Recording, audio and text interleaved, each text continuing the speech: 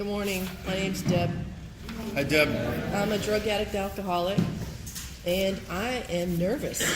I think it's because I'm tired, And the other reason is because I walk in and I say, "What's Steph?" They go, "Sex." So I'm like, okay, it's just the ego thing. Will you do me a favor and give me a 20-minute timer so I don't talk over 20? So I've gone through all 12 steps. I have Big Book Step Study sponsor. Going through the 12 steps, I found my higher power, which I call God. I finished my amends. I work this program every step with all my heart. I have a home group. I'm giving you my creds because this is not for you, but for me, because this is what I do to stay connected to this juice that I call God, and this program so I stay sober. So I have a home group, which is Leominster, and they have an anniversary the third week of February, in case anyone wants to come. So that starts at 7. Lots of food. So I have a home group. I work with women. I report to a sponsor every week. I do inventory every day, and I do service work, which is what I'm doing right here. Thanks for asking me. So I qualify to be here because at my own hand, I destroyed my life. I won't go into all the details, but basically I drank and used, and what was involved in all that drinking and using was sex. So when I first came in here, and I remember going through these steps. I'm saying to myself, what the heck does sex has to do with alcoholism? So if you have that thought in your head, stick around, because it has a lot. But so let's just start here. I'm so grateful for this program. I'm so grateful for AA. It saved my life.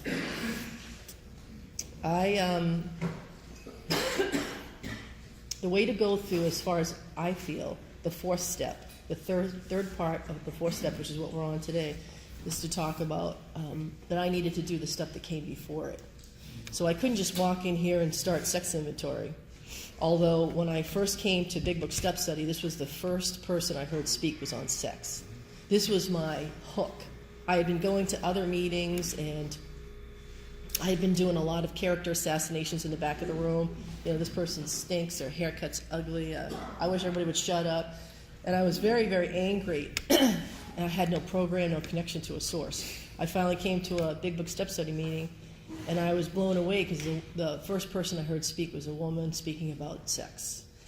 And the reason why it blew me away was because she had, I don't know if she had any fear, because I can't read her mind.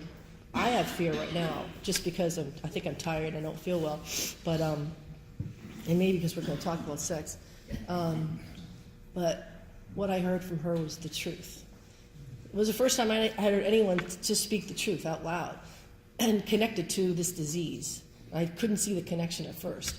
So I decided to go through the steps. And going through the steps, I thought I believed in God. I really did. I thought I had a connection with God because I grew up in a certain religion, and I found out that didn't really do anything because I never went to this God. So I had to first surrender to this disease. And how do I surrender? You're going to work with a sponsor. You're going to decide you've had enough.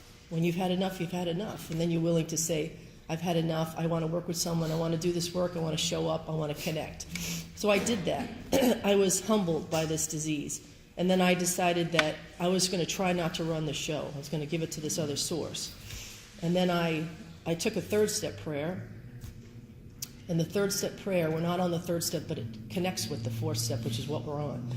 The third step prayer for me was about making a deal. Another word for it is a covenant.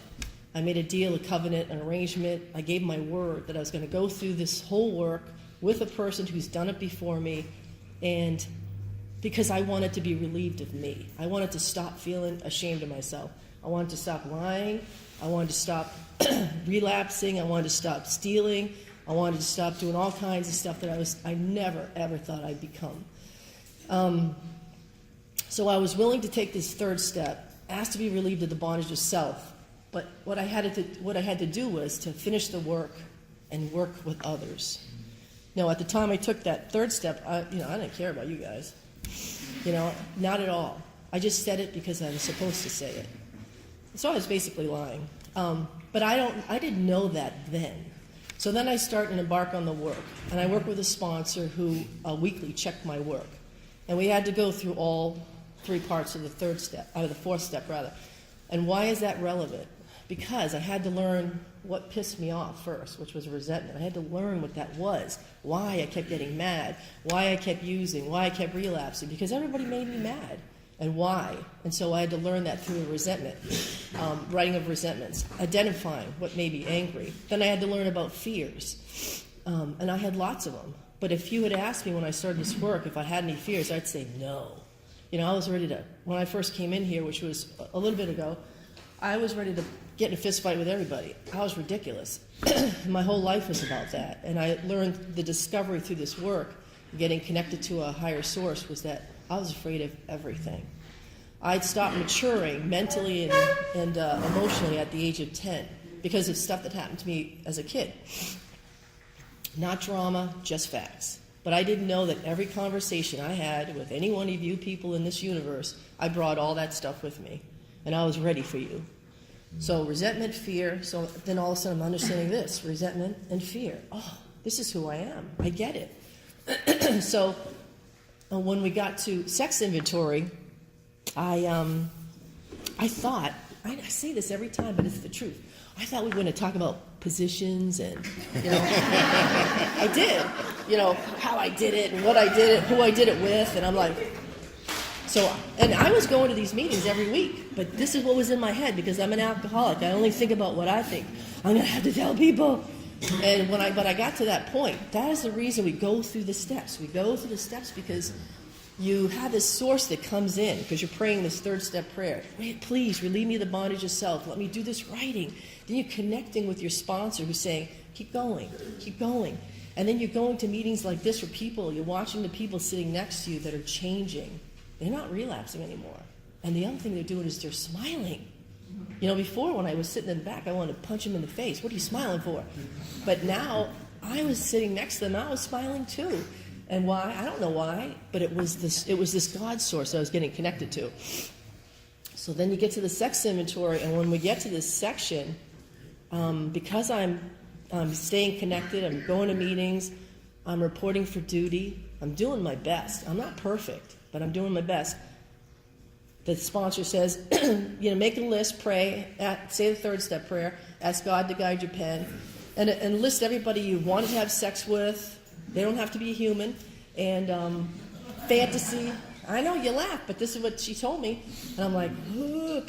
And then write it all down, you know, male, female, fantasy or not, and list it. By that time, I trusted this woman. I said, all right, okay, so you've read everything I've written so far, and you haven't told me that I'm disgusting and to get lost. So I was getting what she was getting, which was trust her and lie, trust her and lie. And plus you're saying the third step prayer, God, relieve me of the bondage of self, me. Let me be who you want me to be. So I started to do that. So I made that list, and the discovery was amazing. It wasn't about sex. It was about relationships. So this very short page, this very short couple of pages on sex are amazing. If you haven't done the writing, I would encourage you to do it because it will change your life. You won't relapse. You won't relapse if you stay connected to this work. Sex inventory talks to me about if I don't keep this stuff in check, it says so in this writing. If I don't keep this stuff in check, I will go sideways. Some people relapse if they do not continue. But sometimes our relapse may not be with substance, but it'll be with behavior. So anyway, it says that the way that they kind of come into the four-step third part of sex is to come in so that sex is different for everyone. They're trying to get everyone involved, not just you, all of us. Because some of us think it's really important, others think we shouldn't have enough. We all have different backgrounds about what sex is. So Bill is so smart the way he wrote this. He wrote this so that all of us could get something out of it. And then the fear, maybe the fear will go down just a little bit. So it says here, we all have sex problems. And I remember when I read this part over and over again, every time I go to a meeting, even when I was writing my sex inventory, when I said the word sex to myself in my head, it wasn't a good word. And that shouldn't be true. It shouldn't be true. If I say the word sex today, it's different. It's not, I don't have shame attached to it. But when I said the word sex, before I started doing my inventory, there was a lot of shame attached to it. But I couldn't identify that. I just knew that I got this feeling from it. And so I shouldn't live like that. But anyway, so that's how I start. It says, we reviewed our own conduct over the years. What does that mean? That means that I wrote an inventory. I wrote a list. So I reviewed. So I wrote down the people that I wanted to, thought I did, could have had, whatever. So my list was not short. That doesn't mean anything. It just wasn't. And so we all have sex problems. We'd hardly be human if we didn't. Why are they saying that? Because we're all the same. Nobody's perfect. We all, experience this feeling the way we do. And so it's softening the fact that whatever you write down is the way it's supposed to be written, because you're asking God to come into it.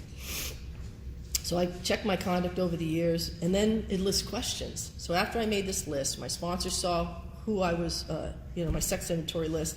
I had to take each person, thing, vegetable, whatever, and put it against these questions.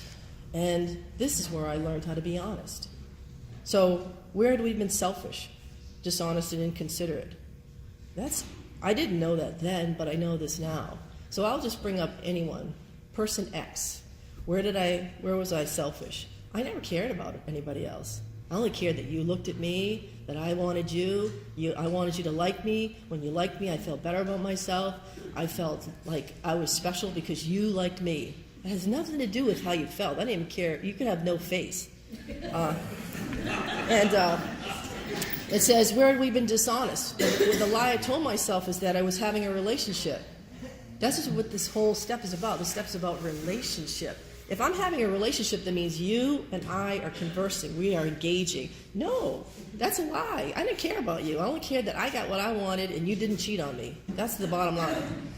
So the lie I told myself, the dishonesty, was that we're having a relationship, that I cared about you, that we're involved, that we're compatible. Ugh. Where was I inconsiderate? Inconsiderate was you weren't a human. You were a thing.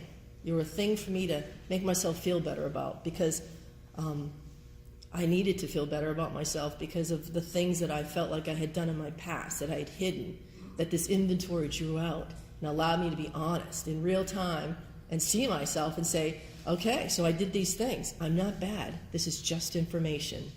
And it was cool to come to this, that I'm not a dirtball or a slut or a nympho or something like that. I am just a human that was searching for something to make myself feel better, and I found it through God, through the work. So, whom did I hurt? This was a very curious question, because my sponsor helped me draw on this, because I would say, whom did I hurt? Nobody. They wanted to do it, I wanted to do it, so we're even. Wrong. I know. So, but this is where I was coming from. Whom did I hurt? I hurt everybody. I hurt, if I messed around with somebody who was married, I hurt their kids. I hurt the relationship. I hurt integrity. I hurt God. I hurt my soul. Whom did I hurt? I hurt a lot of people. And this is not to beat ourselves up with more of a reflection. What this is information. It's for us to sit there and go, oh, when I take an action, the ricochet is huge. I am not alone. I'm not an island. When I do things and I flirt with a married man, when I allow someone to have a sex-related joke at me, and they say things about women's parts, I degrade not just myself, but all women in the universe. And so we say to ourselves, we go, oh, what's the big deal? Well, look at what's happening in the news right now. Not to be political, but, So I have to be responsible for what I say and what I do. What is my motive? Why am I saying this? I remember one time I saw this man at a meeting, and he had really, really long hair, and his hair was all messed up and dirty. And the next time he came back, his hair was all cut and he looked good. And I said to him, you look good. What am I doing this for? What am I doing that for? Everybody's like, I remember when I reported it to other people, they're like, who cares? I'm like, I care. Because what am I trying to say? How about if I say, the haircut looks better, or something, but you look good? What am I trying to get from that? Except for him to turn around and say, you look good too. Or whatever, I don't know. So when I talk about whom did we hurt, I learned through this process of motive. What is my motive? And that's why I stay connected to this program. I work every step. And we're not on this step today, but I do inventory to check my motive. And I now know, because I have this relationship with God, God clicks in just like this, and I'll go, ooh, I shouldn't have said that. And I know it now. I'm like, ooh, that wasn't cool. And then I go back and correct that behavior. And hopefully immediately, but sometimes you can't. Did we unjustifiably arouse jealousy? Oh, man. I did this because I wanted to find whether you like me. So I wouldn't answer the phone. So they'll think, where am I? What is the point of that? If you want to have a relationship, you pick up the phone and go, hey, how you doing? But instead, no, I'm an alcoholic. I go, I'm not going to answer. So they'll think I'm someplace special. Let them twist in it. How do you like that? Let them twist. So, and I found this out in my writing, because this is who I was. That is dishonest. That's dishonest. Pick up the phone. I'm busy. I'm thinking about you. This is what I didn't do. I never told the truth. I never said, I miss you, I like you, I love you, you're my friend, I'm nervous, I'm scared. All these things that were out on the cliff of honesty. I was more in the closet, like just trying to go from the back door going, no, I'm not jealous, as I'm seething, So, did we unjustifiably arouse jealousy? I did, whenever I could. I did every opportunity I could until I found out that what I was doing. That this was a little girl who was, I'm talking about myself, who was afraid of being hurt and being left behind, of being disregarded. So I would try to kick you so you would act and show me that you really cared about me. You call back again. You follow me. You chase me. I would create situations that were not healthy. I would create bad conditions. Did I unjustifiably arouse suspicion? If you're wondering where these questions are for the inventory, they're on page 69. It's in the steps. So did I arouse suspicion? Sure. I would talk to other men in front of the men I was with and smile and laugh and flick my hair and do all kinds of wacky stuff. And bitterness. Bitterness is a harsh word. Think about that. You're in a relationship with someone, you want to create bitterness. This isn't just with lovers. I did this with friends. I did this with girlfriends. Because I wanted to be one up on them. Doesn't mean I'm having sex with them. It means that this is my relationship with other women, to make sure you know that you can't get what I have. Very twisted stuff. But it's all based on the stuff we learned in the previous steps. Resentment, fear. Okay. Lack of God. So then it says, where had we been at fault? I mean, this isn't about beating myself up. This is about what could I have done better? I should have trusted and relied on God. Should not have been there. I should have been more honest. But the thing about this step is not about how to make you feel bad. What it is to teach you how to act today, tomorrow, how to act the next time you talk to another human, how to have a relationship with a person. Hey, how you doing? I'm not going to go, great, if I'm not. I say, I got a cold. I'm tired. I'm kind of afraid today. Truth. And just recently, I got a divorce, so I'm 0-2, right? And so I'm married twice and divorced twice. So I'm 0-2. And it is what it is. That's the way it goes. But anyway, so some guy at a meeting the other day handed me a card. And I'm thinking he wants me to tell him a Big Book Step Study man. Because this is where my head's at today. I'm telling you, I am in the juice here, okay? Trying to practice good sex inventory. And he goes, here you go. And I go, yeah, And he goes, yeah, call me. I go, so this is my program. Trust and rely on God. I don't know why this man's talking to me, but I'm going, okay, God, you're going to put me in real time to do this. All right. I said, what for? This is what we ask. Honesty. Don't be dishonest. Ask the question. Be present. What do you want me to call you for? You want to go out? I go, no, thank you. Just like that. No, I'm not going to lead him on. I'm not going to say yes or no if it's not. I'm going to tell the truth. I'm going to be kind and quiet and just stop it. And this is what's been going on in my life. So I told you I'm 0-2. And what I discovered when I am I getting close to running out of time? It'll go. Okay, cool. Thank you. What I'm doing the 20-minute time on my share for a whole bunch of reasons. One of the biggest reasons is the book talks to us in another step about neutrality. Neutrality means is I talk as well as I listen. So I keep myself on a timer so that I'm not on ego and jammy stuff. I'm just here as a participant, too, in a fellowship. So,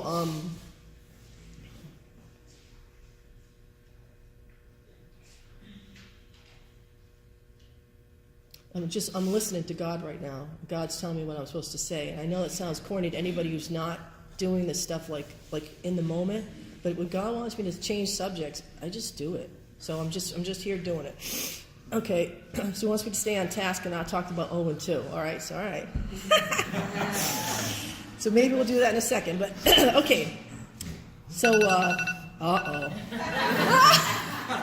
So I'm going to wrap it up because I'm telling you, this is what, do you see what I just did? Right in the moment, God's telling me to stop. So, and look what happens. This stuff is so cool. So I'm going to end real quick. Okay, God, I'm ending real quick. It talks about a sane and sound ideal. What does that look like? When I first did this work, the sane and sound ideal was, please God, let me have someone who loves me, who won't cheat on me. And it was like a begging ideal. And then since I've been doing this work for a little bit of time, and now my ideal is, please God, let me have a relationship with you. So whoever I have a relationship, whether it's sexual or not, that it's true and honest. That's how it's changed. It talks about doing meditation to stay connected. The word comes up for a reason, to be silent, so that I know in my moments here or in my moments out here with you guys that what's coming out of my mouth is as close as it can be to the truth, so that my motive is real and sincere. It talks about having this right ideal and living this right ideal, and it's difficult because I, like everyone else in this world, I want to feel good, but I don't want to. I've learned through this work not to substitute sex. Sex hits is what I call them. They're sex hits for the substitute of substance, because I can use this. I can use someone liking me or flirting with someone to feel good in that nanosecond, and that leads me to something else and another behavior. So I just try to stay clean on this stuff. It talks about learning tolerance, patience, and goodwill towards all men, even our enemies. And it's funny because after doing this inventory, I'm not Mother Teresa, but I don't have a lot of enemies anymore. I just don't. I cleaned it up by doing amends. I just don't have a lot of enemies. And when people say something to me that hurts me, today I'm gifted by this program to say, what did you mean by that? And almost 99% of the time, they didn't mean to hurt me. It's just that I got it that way. And that same thing goes with sex inventory. When someone does something to me and it feels like that it's not what I think it is, I ask, well, what do you mean by this? And oftentimes it's cleared up right there in the moment. So I hope you got something out of this, because God said, be quiet.